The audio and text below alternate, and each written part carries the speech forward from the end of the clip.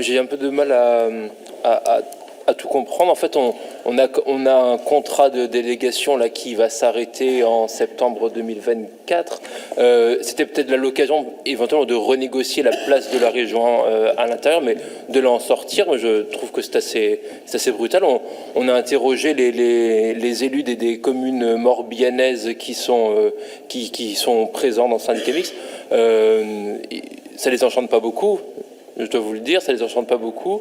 Et on a quand même là 3 communes qui font partie de la Bretagne administrative.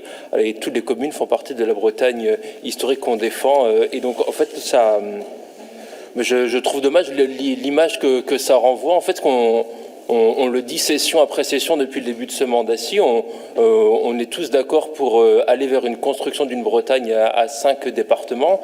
On demande systématiquement de réfléchir nos dispositifs pour que justement on tende dans ce sens-là.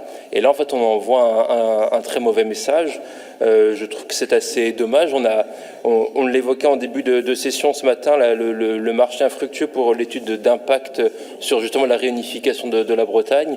Et bien là aussi, les transports, ça permet d'en faire part. Et puis, si vous nous dites dans la délibération que les connexions avec Vannes et Redon seront toujours assurées et que la région Bretagne y est vigilante, il y a quand même des habitants des 3 communes du Morbihan qui ont, par bassin de vie ou par scolarité, des polarités vers Herbignac notamment. Mais là, la région Bretagne, elle n'assurera pas sa part. Donc, je trouve que c'est assez regrettable.